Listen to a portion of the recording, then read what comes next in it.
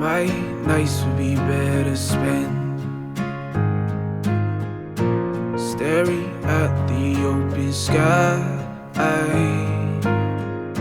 I don't know where lies end.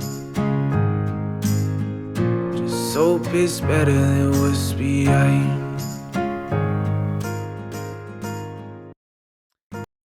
Guys, welcome to the Armchair Observatory.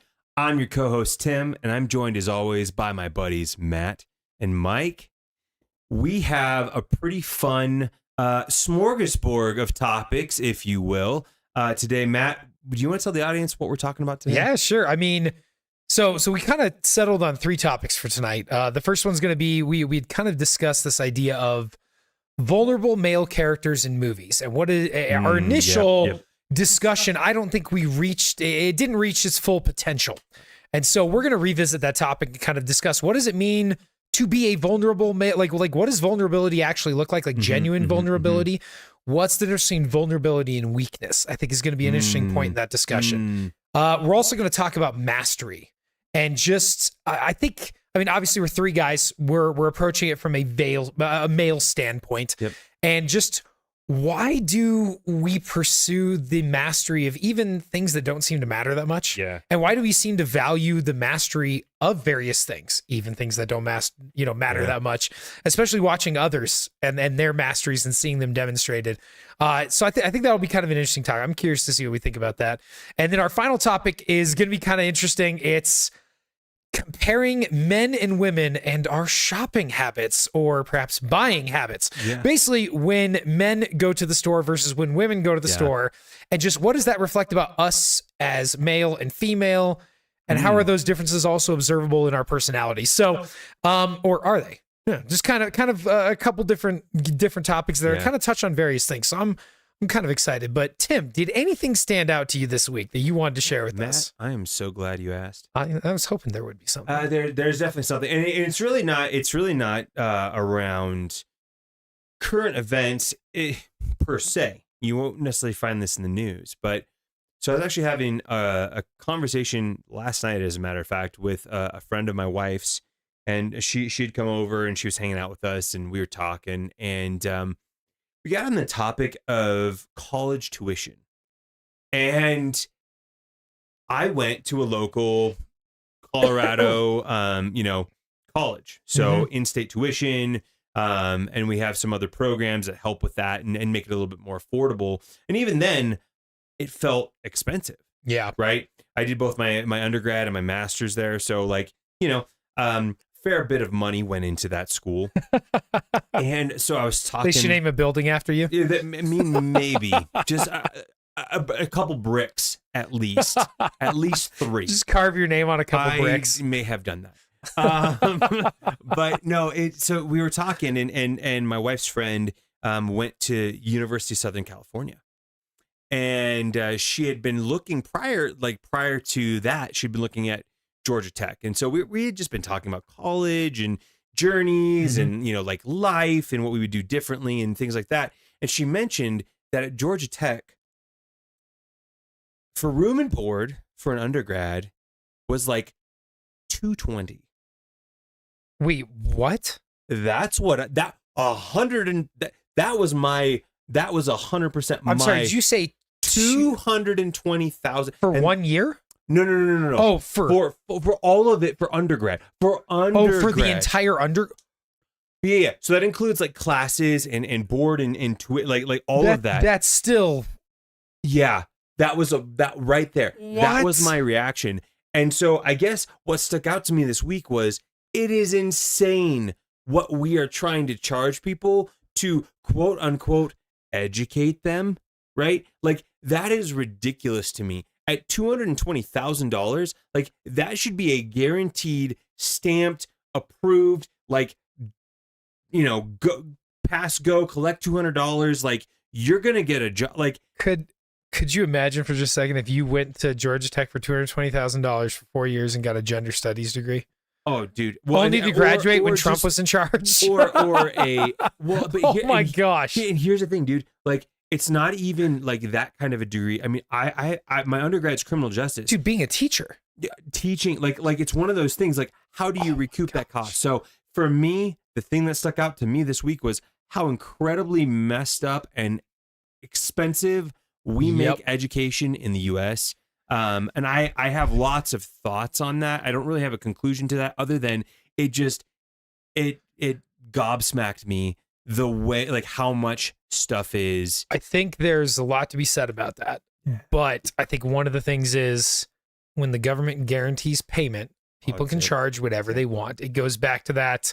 I don't know if anybody's ever seen Hell on Wheels, but they do a great scene right at the beginning where the owner of the railroad, right? He's like, he's having it built and his engineer's like, check this out. He shows the map and he's like, you built it in a straight line. The guy's like, yeah. And he like punches him in the face. He's like, you idiot. The government's paying me per mile. Why would you build a straight line? The government is the teeth that never stops giving. Just build it in this giant. And in reality, they did do that. They'd be like, oh, there's a hill. Let's build way around that way. We had to avoid that hill. And it's like, but I mean, again, the government, when it's not your money. Yeah. And honestly, I mean, think about it. Just anybody taking out a loan now. It's oh man, it seems so. Yeah. Which, I think there's a lot there. Rant. Yeah, there's a lot there. There's a lot there. Anyway, that again, like I've known, right? Because I took out loans. Yep. I have known that it's expensive to get an education in this country. I did not know it was that expensive. And like when she said Georgia Tech is not like, an Ivy League school. Like, no, it's Georgia Tech. It's a good school, but it's a state school. I'm curious to see what UNC is now. University of Northern Carolina. Well, UNCO, sorry, not UNC. I didn't go to North Carolina. Ugh, don't say that. I'm not a North Carolina fan. No. But yeah, University of Northern Colorado wasn't too bad when I went there. But that was a while ago. Curious to see what it is now. Anyway, not a lot of conclusion there. Just but I get it. Yeah, that could be a discussion topic though. It'd be kind of interesting. Is college worth it still? Oh gosh, Mike. Like that's a very loaded question. Mike might have a thought on that. Are we asking, is college worth it? No, we're not going to ask that. We're saying, could we have a discussion about that, but not right now? Well, yeah. I mean, I think, okay. So if you're going to talk about that, there's 3 key areas of interest I think that would revolve around that. One is college worth it, right? So the ROI on your investment in college, because that's what it's supposed to be. Yeah. And there's different ways of looking at that, actually. For sure. Why is college expensive? Which you guys touched on when government backs and guarantees anything. Yeah, there's a cool layer to this. And then the last one would be, what are the alternatives to college, and which would be linked to why are you going to college? That sounds like a 30-minute conversation right there, at least. I mean, each one is its own conversation. I know, like that's like 3. And there's lots of people who have got discussions on this. I have somebody who's been pushing the "don't send everyone to college" bit for a long time is Mike Rowe. He actually has a great podcast. Yep. And he delves into this issue a ton, actually. So if anyone's actually really interested in that, Mike Rowe is a great person to look up. Yeah. He got famous, for a lot of things, but Dirty Jobs on Discovery Channel back when that was a thing. I loved that show. And it was definitely one of those things that highlighted blue collar jobs. Especially during an age when everyone was pushing the white collar degree thing. So it linked really well with this approach to thinking that college wasn't the only solution and why is it so unbelievably expensive. So anyway. No, that's good. I Maybe mean, some other time. In the box thinking is not always the best kind of thinking. What are you talking about? Yeah.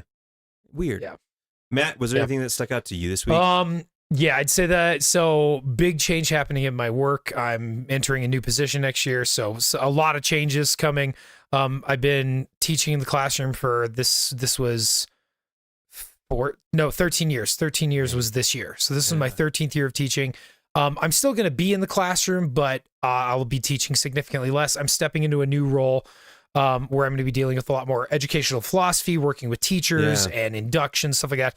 But the thing that stuck out to me the most was just the moment I interviewed for the job. I really wanted it. And when they offered it to me, my initial response was like, I was in shock. I mean, I was very much like, I felt like my stomach dropped out. Like it all came crashing down on me like, holy crud, I'm not going to be in the classroom as much. I won't even have my own classroom anymore. I'll be visiting another teacher's classroom to teach, which I've done already before. I always had my own classroom. Yeah. And so it definitely is weird thinking about like, whoa, my posters aren't going to be on the wall. My little decorations aren't going to be there. My Calvin and Hobbes pillar in the middle of my room won't be there anymore. So it was like all crashing down on me at the same time. Like, and so my, like, my initial, I was talking with our dean of secondary education about the job offer, and I went back up to my classroom and I taught that day, and I just remember just sitting there being like, holy cow, like I haven't felt that like nervous and like unnerved for a long time. Like, oh my gosh, is this actually what I want to do? Is this actually what I want?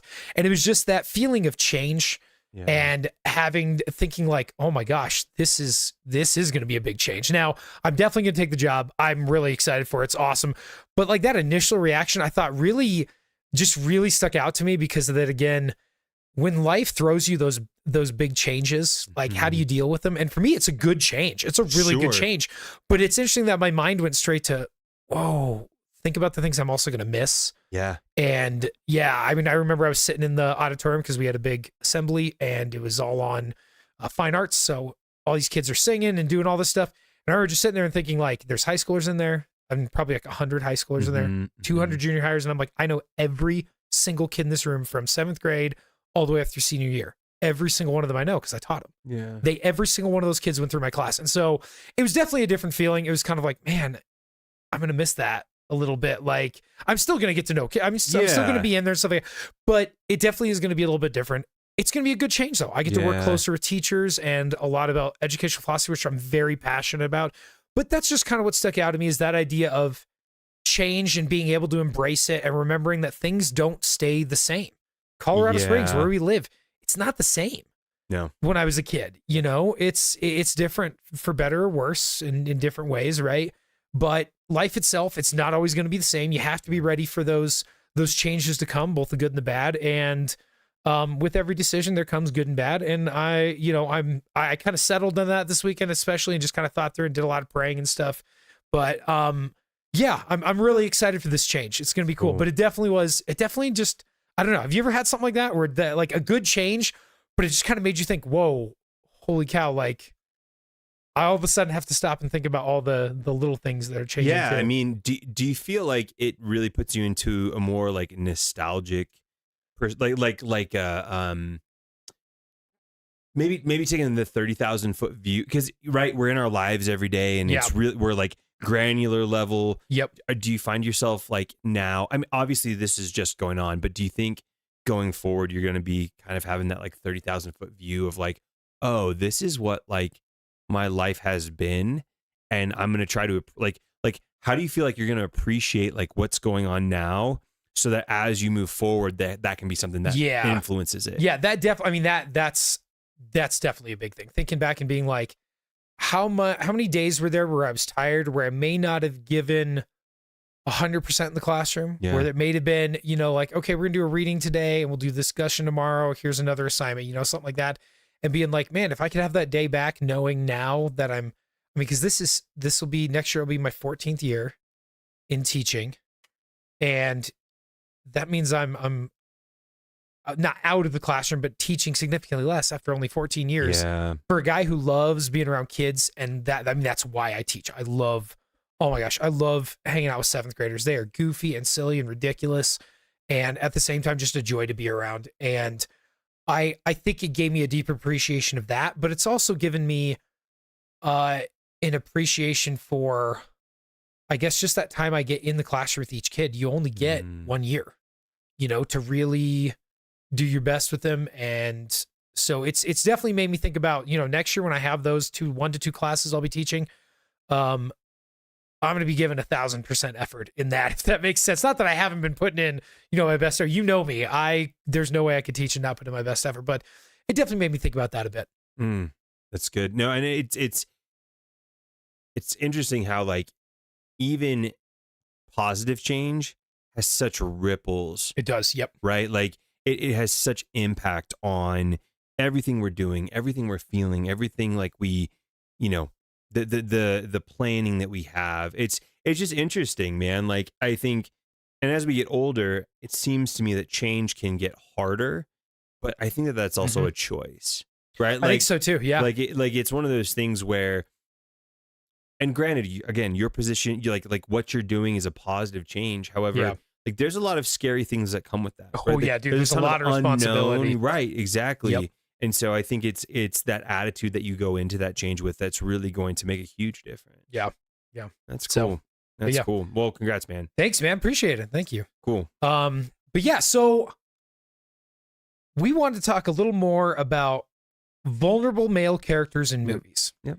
And it started with, so this whole conversation started with an article I read from The Wire, I think it was, and it was all about how men are craving genuine, vulnerable male characters. Now, I wish I could pull that back up without paying for it, but it came across more as like not so much vulnerable, but weak. Yep.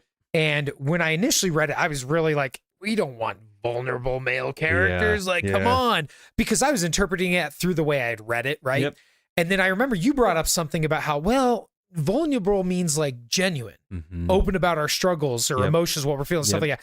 And so we wanted to kind of continue that conversation. I know Mike had brought it up too, but that idea of, again, what does it mean to truly be vulnerable? And then let's look at like let's look at some of our male characters in movies that we like, especially in like these tough action heroes, and talk about, are some of them actually vulnerable male characters? And what's the difference between vulnerability and weakness? Yeah, so what do you think? No, and it's. I appreciate you bringing that up, because I think that we tend to, especially guys, I think we tend to have this negative connotation around vulnerability, right?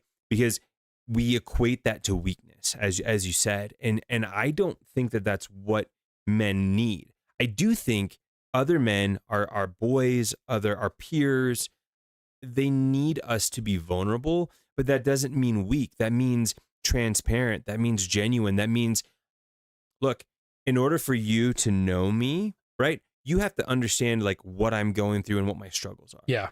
And in order for me to benefit from our relationship, me sharing that with you is really important, because now you can come and help me, right? Now we can work together on this thing. And so that's as I think of vulnerability. Yeah,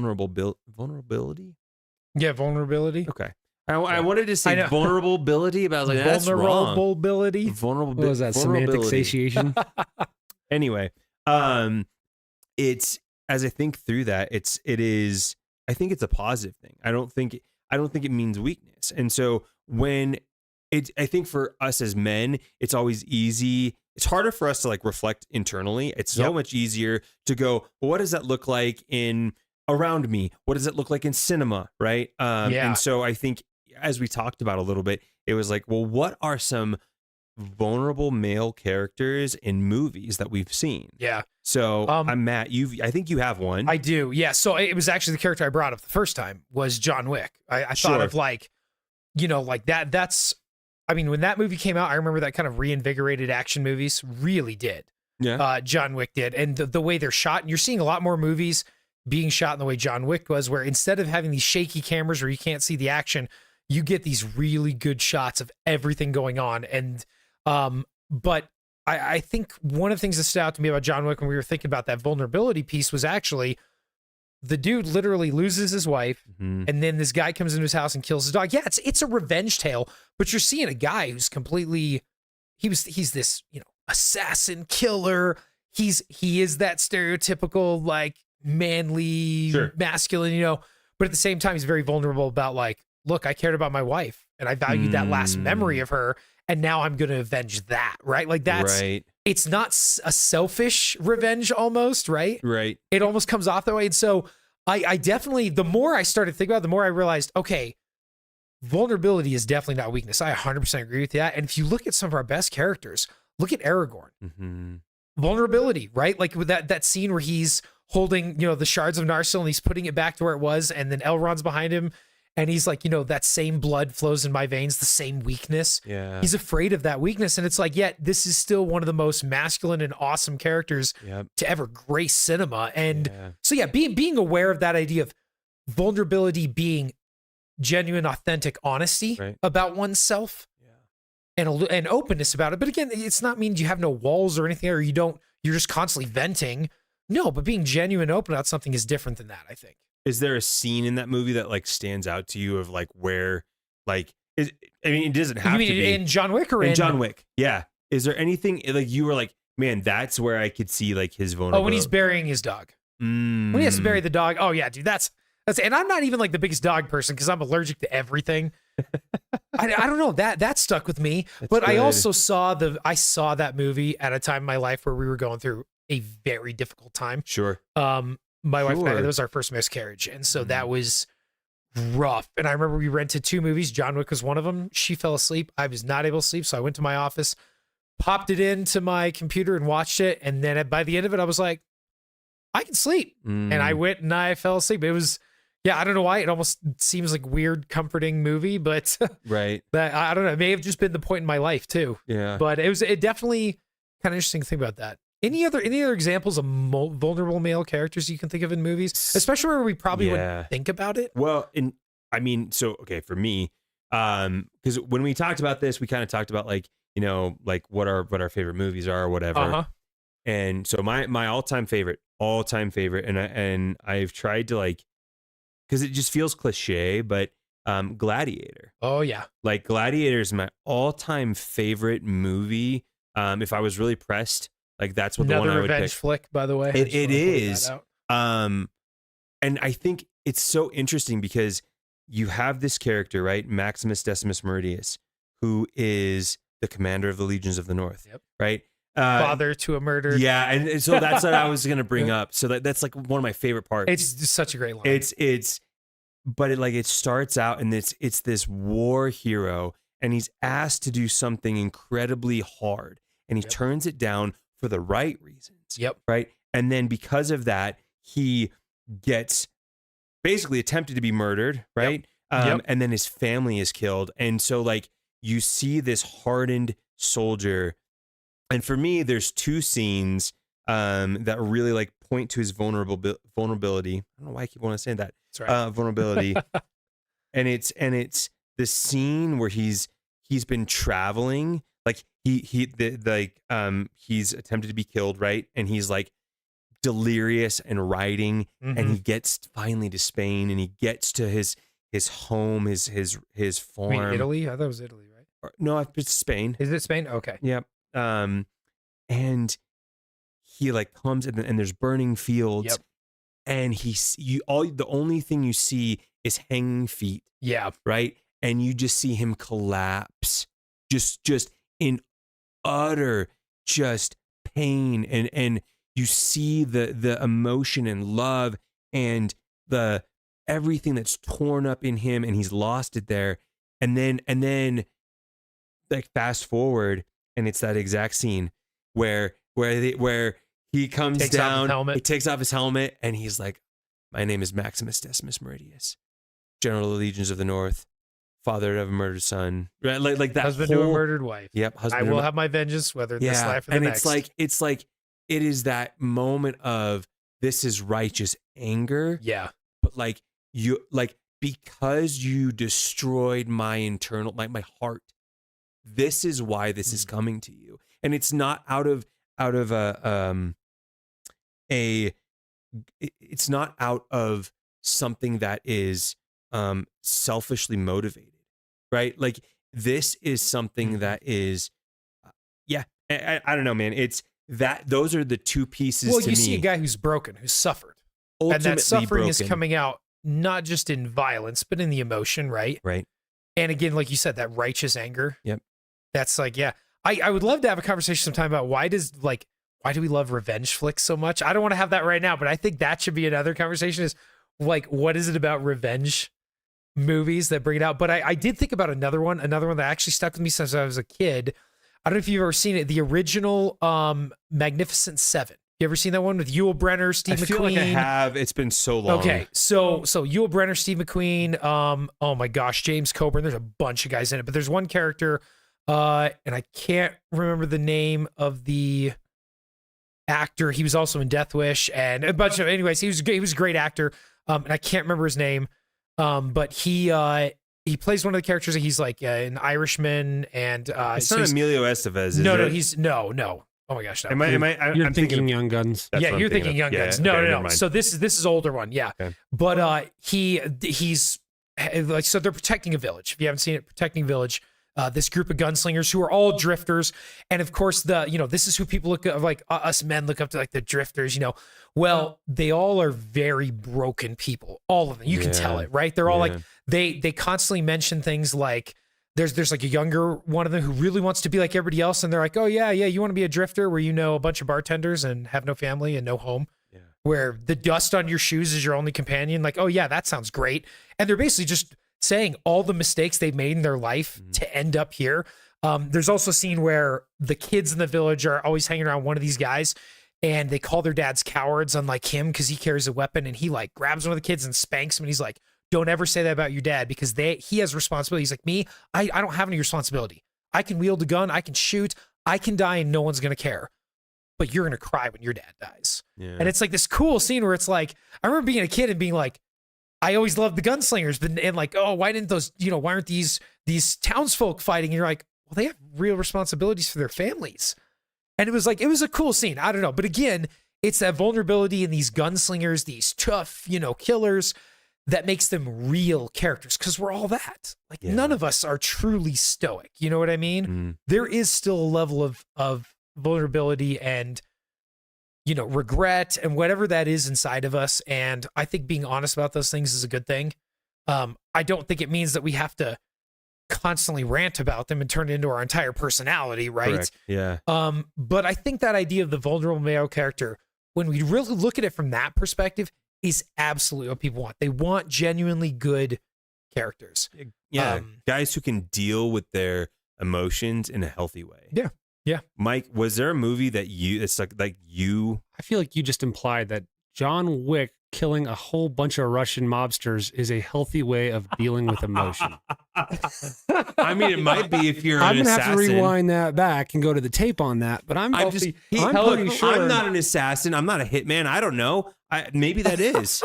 It might be. You heard it here on this podcast. Say, I don't know if it was healthy, because you said that. I was thinking the same thing. I was like, suggesting that the way to deal with inner turmoil and strong emotions is to go on a killing spree. Nice job. I mean, have some problems. I'm here to inspire and goodness and virtue in everyone around you.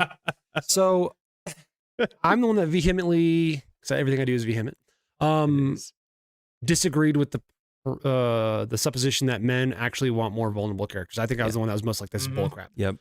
I'm going to take up more time on our clock. Sorry, because we're almost out of it, but I'm going to go a little longer. And I spoke off the cuff of what I feel like I know that study was about and where the angle it's coming from, which is definitely more of a woke agenda and how they're describing vulnerability and how you guys are saying it's weak men. It's these beta male characters like share their emotions and do whatever the heck they think do they nothing with it. Do nothing with it. Huddle with their buddies. Yep. So I was talking to my wife afterwards, and in the discussion, I actually brought up what I thought was more of an interesting conversation to me. It was the comparison between kind of what you were saying is well-written characters versus what we've been inundated with in Hollywood, which is not well-written characters. We've just come off this binge of Marvel characters where you have perfect characters almost perfect characters, right? They were great. They were great, but they don't struggle with emotions. They aren't broken in any way. Like, I'm sorry, Chris Evans can deal with anything as Captain America because he's a super soldier, right? Yes. We come off these binge action movies where the hero is literally as close to perfect as you can really expect in cinema. Yep. It's not a very entertaining arc there because there is no arc, right? It's all external, or it's mostly external. I understand that the Marvel movies have some minor arc. But if you look at the examples, I don't want to argue with you, but I do think Captain America has a bit of an arc. But that's another discussion. But like, look at like John Wick, for example. Like, I get that you guys are saying you like the genuine aspect of it. I like the aspect of I want my character vulnerable in the sense of I need to watch you overcome something. Yes. And it's that overcoming that men like. I like watching. Think about Gladiator. Yeah. Yep. I like the grit. Yes, I like seeing the characters like, no, you're a man. Why? Because you were faced with this hardship that I cannot imagine. Yep. And you did something with it. Now, do I think slaying an entire mob is the right thing? No. Does that kind of rile something up within me? Oh, yeah, it does. Well, it's that sense of justice, too. Yeah. And so we started talking about other movies that have, like, those ones are obviously action movies, and they deal with violent ways of dealing with them, right?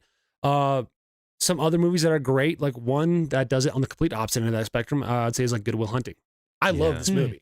It's a good one. I've never seen that instead of it being about the man's like skill and tactical prowess and being able to kill everybody, it's literally this guy's a boy genius, but he's dealing with being an abused child, having abandonment issues, and all sorts of things. And the turmoil and the conflict and the emotion is literally him being vulnerable to his therapist and then overcoming and dealing with those emotions in a very actually healthy way, right? And then moving on with his life.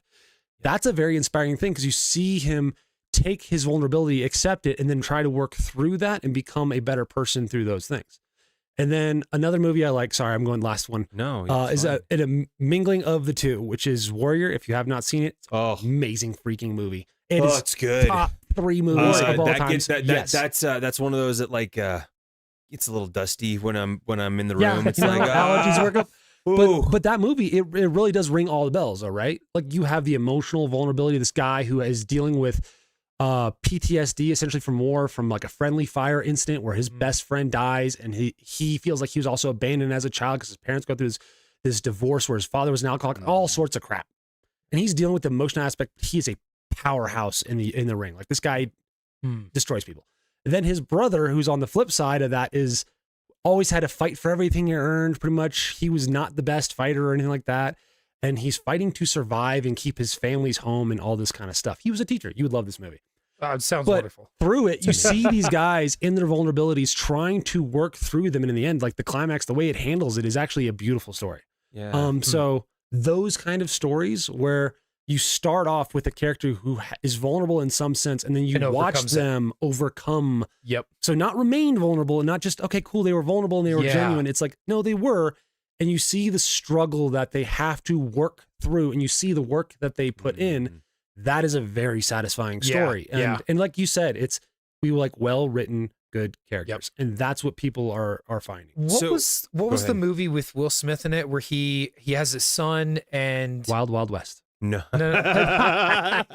What was it called? Pursuit of Happiness. Oh God, I almost cried. That one. That was what the moment you said that, that's the movie that came to mind. There are so many scenes in that movie where he's just at rock bottom and just keeps, and the fact that that's a true story, that's what immediately came to mind when you said that. I like that. The overcoming of our vulnerabilities. I think that's the way. Well, and I love that. I think the vulnerability is that there is a weakness. There is a weakness. And that you have a window to that weakness. Struggle. Yeah. Yep. But like the reason we like that, I think as men, is because they didn't stay there. Right? They weren't like Maximus didn't stay as a slave. Yep. Right? The Magnificent Seven, they weren't just some like wild gunslingers who didn't care about anything else. Right? Good Will Hunting, he didn't just stay a janitor or didn't just become this like angry, bitter young man. He ends up doing something with it.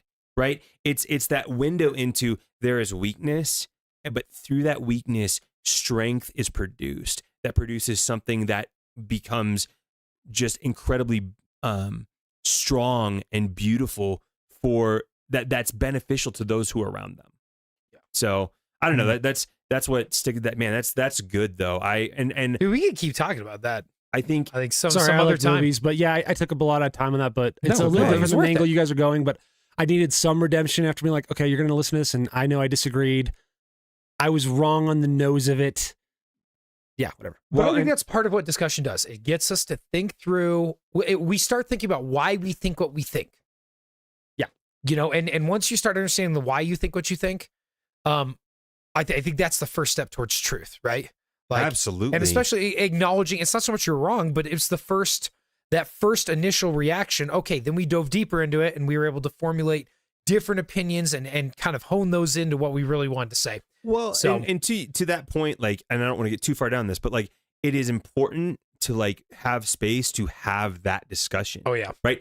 It's so appreciated that you push back on that, because whether you're right or wrong in that, it made us go, okay, wait a minute. What are we like? Why do we think this? Well, right? It led to a better discussion. It did lead to a better discussion. Yep. And I think that's something that our society is missing as a whole. I really wanted, I've said this before, I do like doing movie reviews or like critiques. Like, this is my reaction. We'll do that sometime. Warrior is a great one. I would totally. Oh my! I would like to see Matt watch that movie and just like, just like watch his reaction. We'll just have a close up like right on his face. We can do that. We'll work on it. We'll put some like betting lines and like when he cries. Dude, just put the TV like right there. Oh Wait. Shoot. Well, let's kind of jump into our next topic, which was the idea of mastery. Yeah.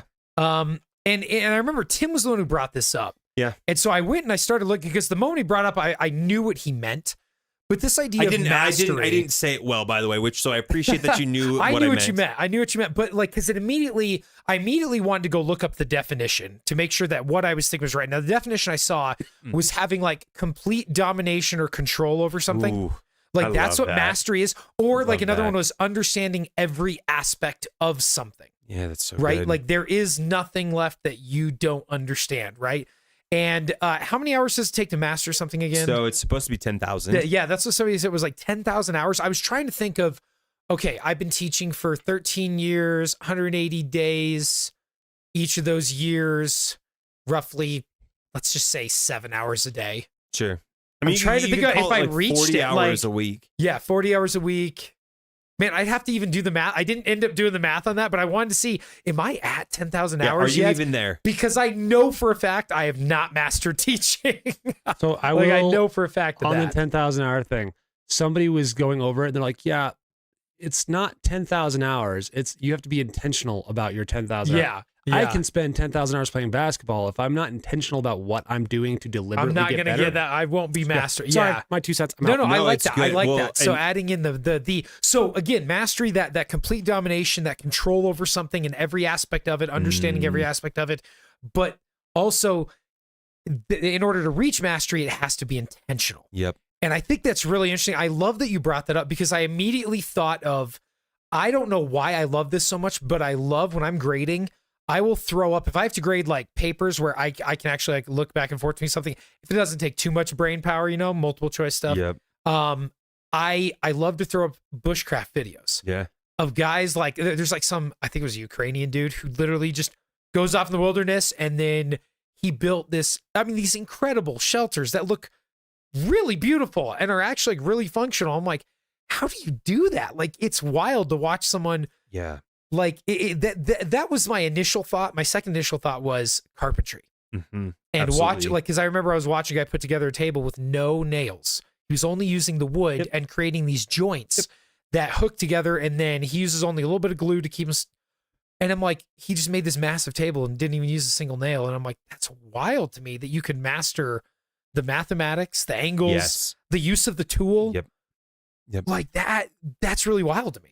Dude, it's well, and so the Japanese actually like mastered that. So a lot of he was Japanese, by the way. It's insane because the joinery that they use is incredibly complex, and it's interesting because the environment that they're in, the way that they did joinery, it actually like the longer it was there, the like harder it was to like pull apart. Like so like the environment actually helped reinforce the joinery, which made the buildings and everything else so much stronger. So that in and of itself is so amazing. Yep. When I think of mastery, I think there's an acknowledgement of another man's prowess, right? Yep. Like there is this like respect, and I think as men, respect is a huge currency that we crave and give. Absolutely. And so that's where I think that's why mastery just like is so captivating for me. I'll speak on my own. For me is because it's like, dude, so much respect because I understand how much effort it took to get there. Like, I don't know if you guys have ever used a chisel or it's not easy. You watch these videos and these dudes are like, and it like comes off all in these like nice like little sheets of wood. And I do it and it's like, oh yeah, big I'm like, chunk out of the wood. Oh yeah, it's ridiculous. And something as simple as that, they make it look amazing and smooth. And then I mean, there's this this guy, I think it's Blacktail Studio or Blacktail. Blacktail is his channel, and that might be his brand. Which, shout out to you, man. Like I love watching your stuff. This guy makes these amazing pieces of furniture and his workmanship's just amazing. It is like everything you just said there, like rang true. I love the fact that you said we respect, like as men, we want respect. Yep. I think that's a conversation in of itself we should definitely have is love versus respect. And the difference between those two. And, on that yeah, it's almost like there's an entire marriage course on that I've taken. Weird. But I was thinking about that idea of respect. That's huge. The other thing is, again, like the amount of work, we know how much work goes into that. So for instance, I don't watch the NBA much anymore. I've kind of, I just, ever since I watched the Suns get screwed out of winning a championship multiple times by the referees. Yes, it was the referees, and we know it now.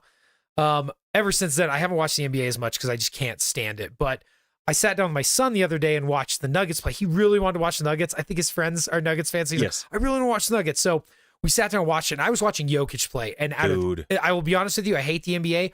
I will watch Jokic play every play. He's got to be one of the best players I've ever seen play. You watch him play and you're like, this guy understands the game better than anybody else on the court. Yes. The way he plays offense, it looks like he looks like a dad who's playing with his kids and his kids' friends. Like that's what it looks like. He plays like old man ball, like the passing. Like, he dumps up, he makes this pass, and like everybody else like what? And like the guy's wide open, and I'm just like, it's like he sees everything, and everybody else is playing. It reminds me of when my dad used to play with us and just destroy us. Congratulations. I've heard a lot of analogies and breakdowns of I haven't how heard that. Jokic plays. I think that's probably the most apt description of 100%. As soon as you see him, that is, And it doesn't even look like he's trying. No. He's just like, I mean, he plays and you're like, it literally looks like my dad could put up 50 on us, but instead he's just going to put up 30, 20, and 20. Like, especially when you watch him, when he takes him as the option, it's like, he saves himself as the last option. Like, you're not up, you're not... Yeah, he's like, all right, so like, I'm setting the screen, I'm rolling, Yeah. you give it to me. Oh, 3 guys, I'm doink. There's 2 guys open. I'm going to find one of them. Like, I'm using that description next time I talk about yeah, that. That's so good, Matt. that's what came through my head. And I was just like, I was watching, I'm just like, I have so much respect for him because I was a basketball player, because my dad was a coach. And I watch a guy who clearly didn't just spend time honing his skills, but honing his mind. And being like, he has mastered the game of basketball. Like that, I will say that fully right now. I watch Jokic play and I'm like, I don't think there's anybody else in the NBA I could say who has mastered it. I would say maybe LeBron in his prime, maybe. His mastery is different though. Because it is different. It is different. There's a physical and athletic prowess. Yeah, and Jokic doesn't have that. He just understands the game of basketball. But his physical prowess is so different because it's raw. Yeah. It's raw. It's like it's the difference between, I don't know, watching heavyweight boxers versus like I don't know, Floyd Mayweather. Okay. Right? Yeah. Like so when you watch heavyweight boxers, right? They just look like they're kind of like just lumbering around, like throwing punches. But then you like watch them and there's a lot of intentionality and understanding with every punch with what they're doing, right? And Floyd Mayweather, it's his athleticism and his like control of his body is so incredible, right? Yeah. Like, whoa, that dude is amazingly skilled. Yeah. Right. I physically could never do that. Yeah. And so there's mastery on both of them, but it's different. And to your point, like Jokic has a raw physical mastery, but it's his mind that makes his game. Whereas LeBron, he's a smart player, right? And he's so skilled. And that's both are appreciated. And I think that's one of the big reasons why we love sports, like, and why that's such a male thing. And again, that doesn't mean females don't like them, but the idea that like that respect that we have for other men who have put that effort and time into that, even like our hobbies, like men, I was looking at something, I forgot what it was, but it was talking about how men tend to have like 3 times as many hobbies as women do. And I'm like, that's so true. Like, it's no. My wife and I were joking about this. She goes, Mike's wife over there. She's off camera. She's nodding her head. I just want to say she's nodding. Yeah. I have like 20 hobbies. Easily. Oh, dude, I have so many hobbies. I have this. I have like write my own books. That's a hobby. I write poetry. That's a hobby. I paint miniatures. I DM things. I craft. I build things for all my little things. I play video games. I make YouTube videos. Like, I have so many different stupid little hobbies. And I always feel like I add one more every year. My wife's like, will you just pick something and just enjoy that one thing? And I'm like, why would I enjoy that when I could try to when I could try everything? Right. But like, I don't know. I think that's interesting that we see other men mastering something, even if it's something that's innate, like painting a miniature, and we're still like, whoa, that's actually really cool. Like, I've shown, there's a guy at work he's more of an outdoors guy, not a big fan of the D&D stuff, everything. But I was showing her on a miniature I painted, and he saw it, and he was like, "Dude, you painted that?" And I was like, "Yeah." And he's like, "That is that's so cool." And he just thought that was really cool. And I'm like, I never expected him to say that, but it's just one of those things. I think it might be a little more of a male thing, acknowledging that and respecting that. I don't know if it's more of a male thing or not, but like I found this interesting. Like when you start looking up the actual like psychology of it and why we do it, because there's a lot of things where people like to live vicariously through others, right? Okay. Yeah, this is a big one.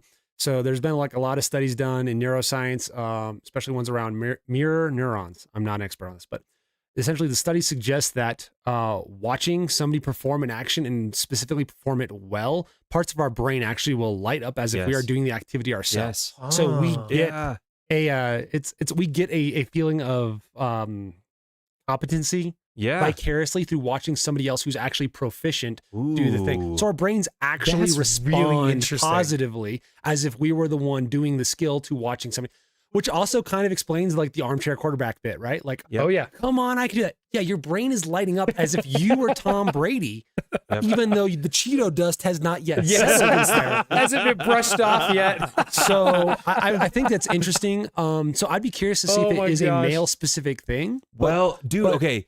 Okay, and it may not be male specific, but it's interesting that I think rings true for if you look at historically, what were we like? How did we learn? Visually.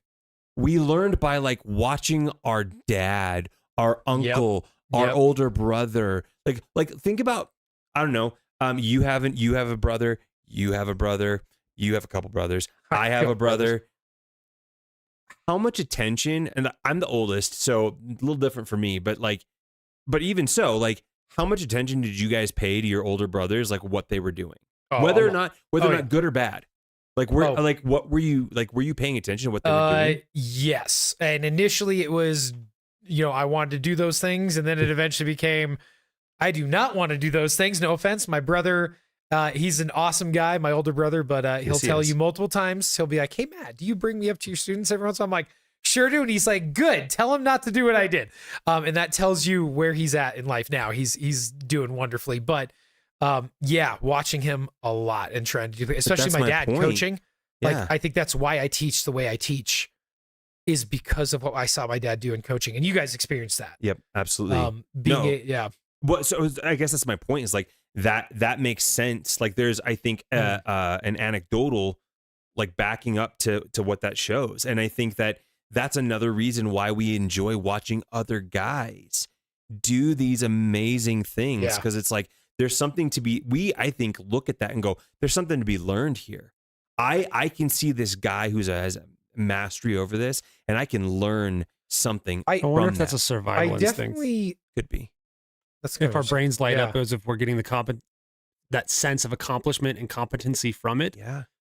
I could definitely see that. Yeah, I could definitely see that being a survival mechanism to make you want to pursue and learn and do that thing as well. Ooh, that's good. I don't know. I'd have to actually do some research, but maybe next time. So I don't want to take us off in a completely different, but I wanted to kind of just mention one thing. Is it the same for women? The first thing that came to my mind was, we were talking about Jokic. I was thinking about Caitlin Clark. Yeah. And how did the other players treat her? Oh, horribly. Horribly. So is it the same for women as it is for men, or do you see it differently? I don't want to get into that too much. I think those are different mechanisms. I know. So like we're getting off the trail. I think they're different mechanisms. I think that should be another conversation. I just wanted to bring it up. My hunch later. would be, though, I would think that their brain probably reacts similarly. Whereas if they watch somebody who's proficient at a task, their brain probably still lights up the same way. What you brought up, I think, is a different thing. There's a social aspect to it. That's what I'm wondering. I feel like that's more like, how do women deal in a competitive environment? Yes, differently than men, which we can do that as a different conversation. And that's what I was I was wondering, but I don't want to get into that right now. That's definitely a totally different topic. Speaking of competitiveness, our last topic. Speaking about, I was going to say, speaking of differences, our last topic is on the differences between men and women. Yes, but specifically with the idea of going to the store.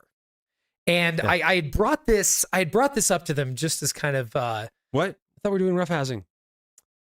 No, well, I think we talked about store, right? Yeah, I thought we had switched to Mike, the store. if you would like to do roughhousing, we could do roughhousing right I'm sorry. after. Now my brain just broke. No, we were doing mastery and then the boys roughhousing and then No, we had said at the universal beginning studies. we were going to do the wife one instead. Oh, I'm so sorry. Because we were only going to do. it's okay. Well, no, because we were going to do 4, and then we went down to 3, and maybe. Well, let's we see how didn't we specifically- feel. Let's see how we feel. Let's see how we feel. This is why Mike should get some sleep before he does this crap.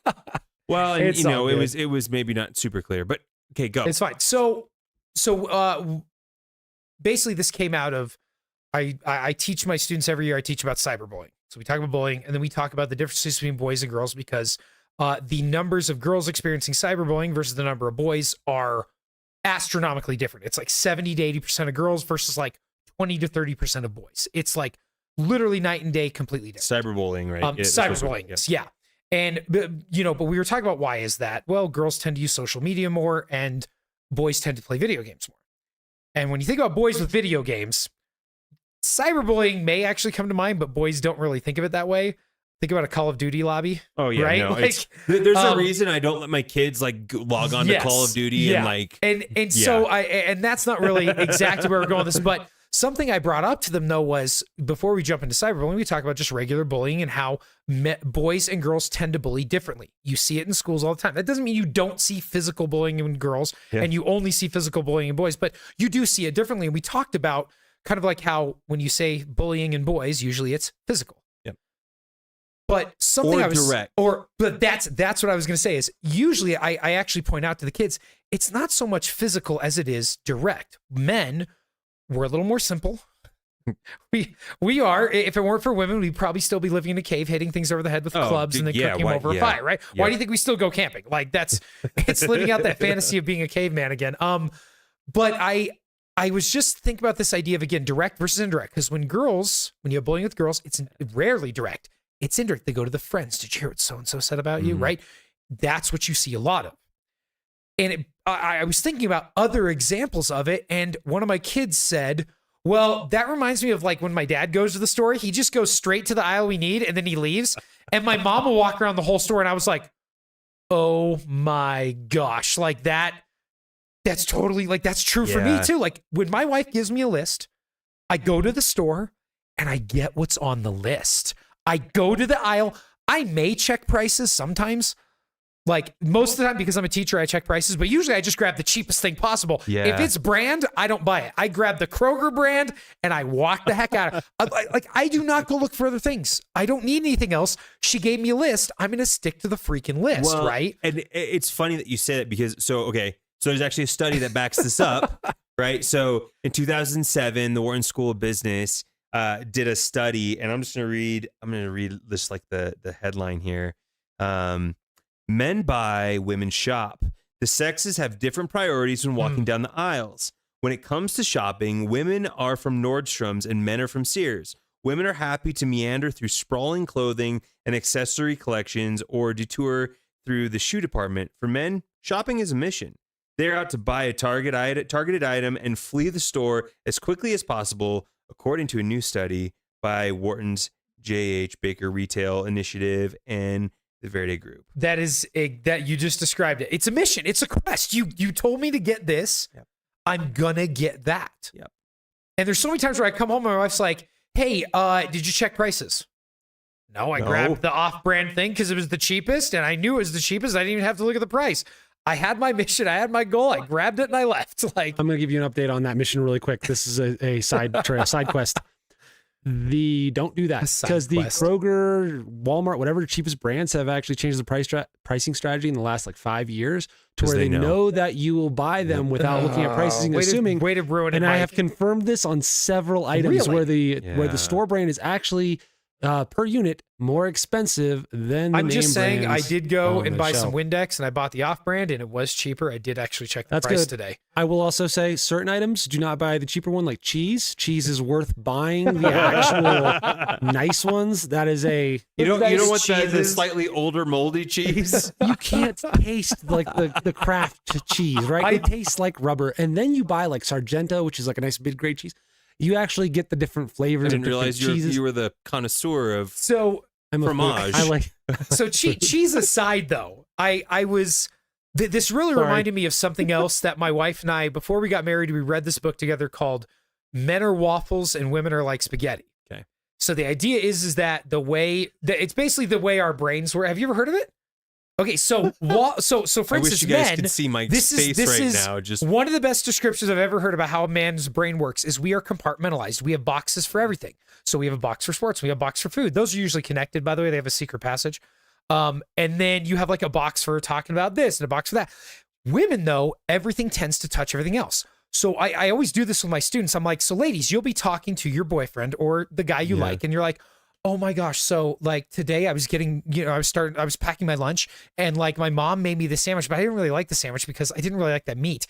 And like, it totally reminded me of the fact that like last year I had this really yucky sandwich and it was like really disgusting. And like my friend Jenny was sitting next to us and like, she's still my best friend. And like, I was totally at her house the other night. What just happened? What just happened to you? You were bouncing around between your boxes trying to keep up. Okay, I'm in the food box. Okay, what? Now I'm in the shopping box. Okay, now I'm in the what the heck is the Jenny box? What are we even talking about? And then you fall into an empty box. Yeah. Because we as men have empty boxes. We can sit there and have the ability to think about literally absolutely nothing. Patrick Starr, right? Absolutely no, right? You ever seen you ever seen that? Come on, SpongeBob? No, you never seen that one? It's great stuff. I have seen SpongeBob. But like, that idea that everything connects and it flows. But to us men, we're bouncing around between boxes. We're like, what the crap is going on here? How does Jenny have to do anything with food box? It doesn't.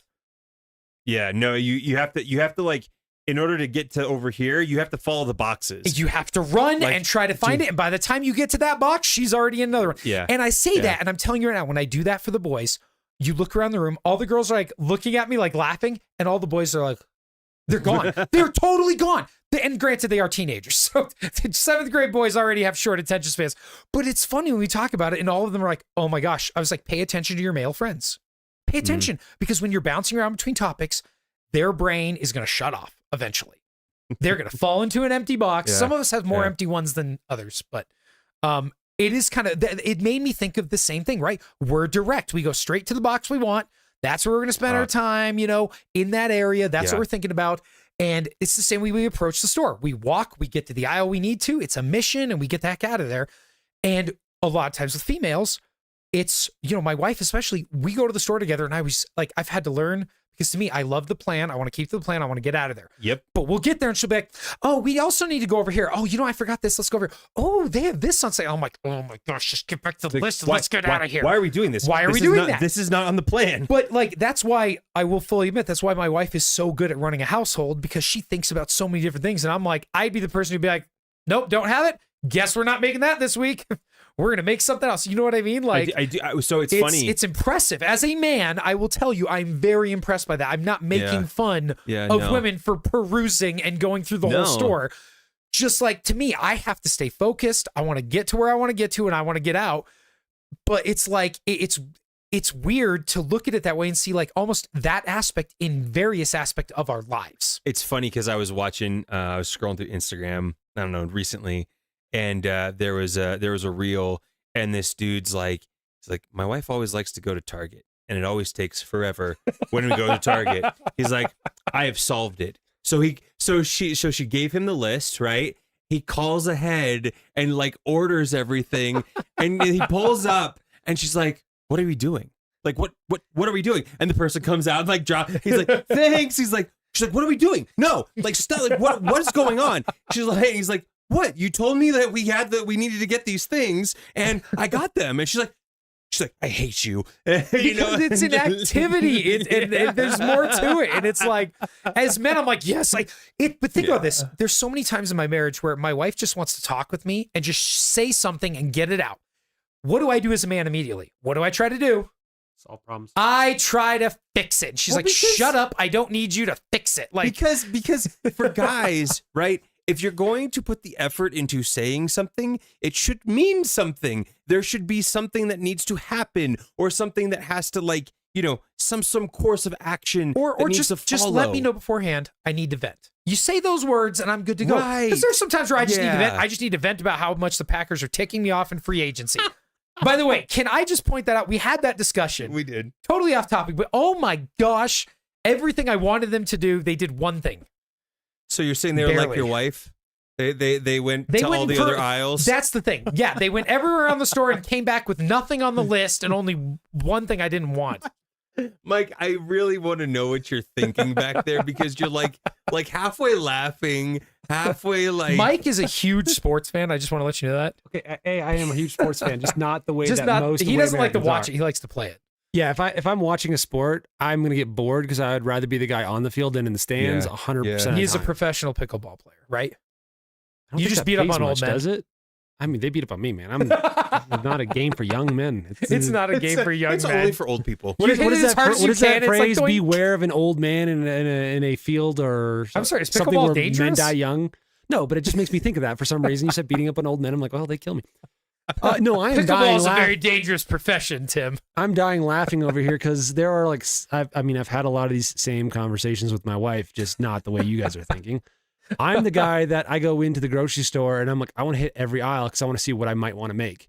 And I will look at the spices and be like, what's in that one? What can I make with this? But see, What am I And going to again, do with that? it's And important then, to say that not everybody falls into the exact same the box. waffle We are and unique spaghetti human thing is beings. an interesting, and the Analogy. shopping thing is an interesting analogy on trying to figure out.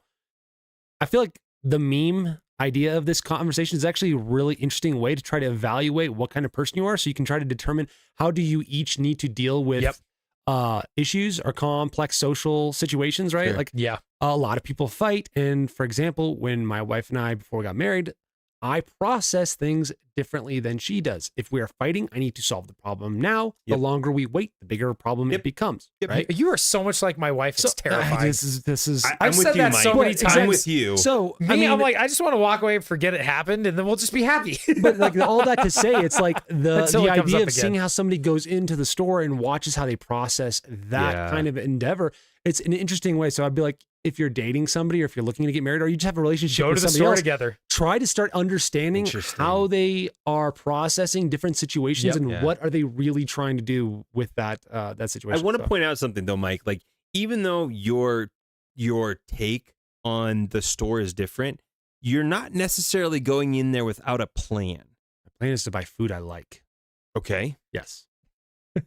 No. I'm going in I love- wholeheartedly. I'm without not a gonna lie. plan. I'm glad You don't my have a wife plan. isn't here, so she Well, can't okay, laugh so in the background at I'm everything also, I say. we spent a lot of, there was definitely a part of our life where food was not optional. It was, there was Oh, a, yeah. a set of items that Yes, we it were was allowed to what you get, could and that afford, is and what that we was can it. do. Yep. So for Been me, there a too. big luxury item, and it will probably always be my luxury item, is food. I'm not fat. I weigh 170 pounds. I am 6'3". I'm far from, right? Yeah. I love food though. I want to learn how to cook well. I'm slowly getting better at it. I like going to restaurants and tasting things. I want to have different like culinary experiences. It's an experience to me. Yeah.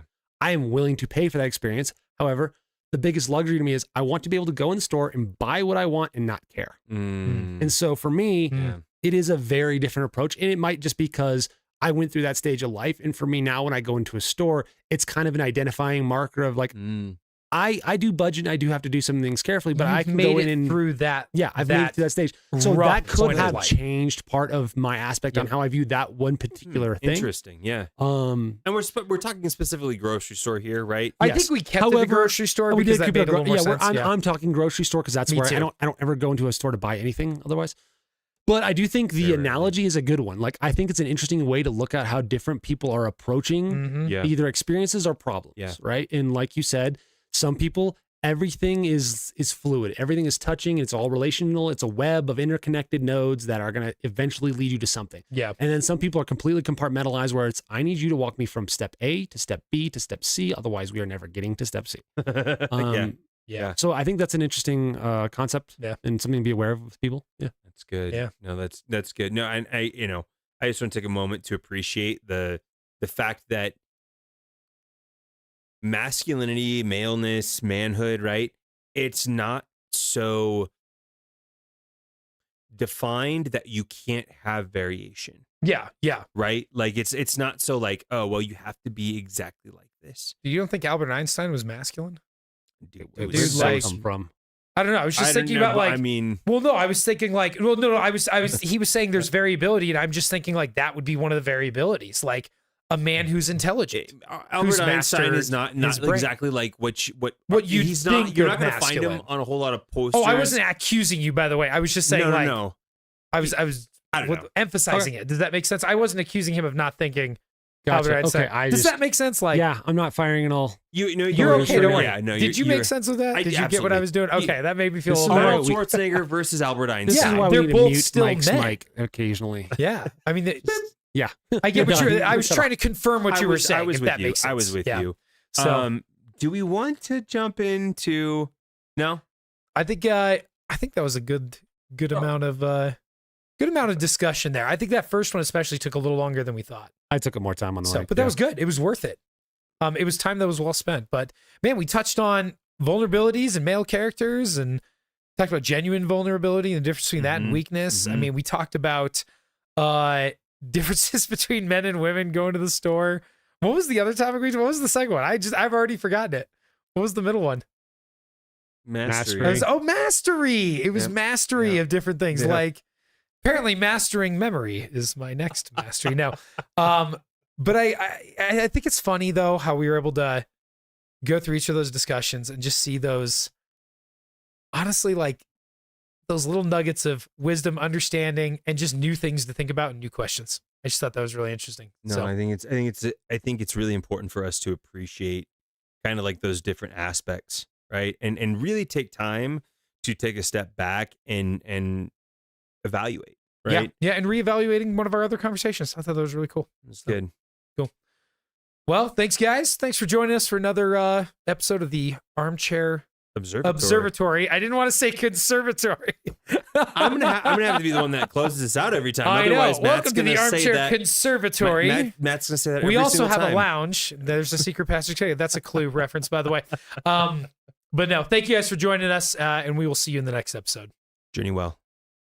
Wait this silent, you'll be alone. Far from friends in life. You'll spend your evenings getting stoned.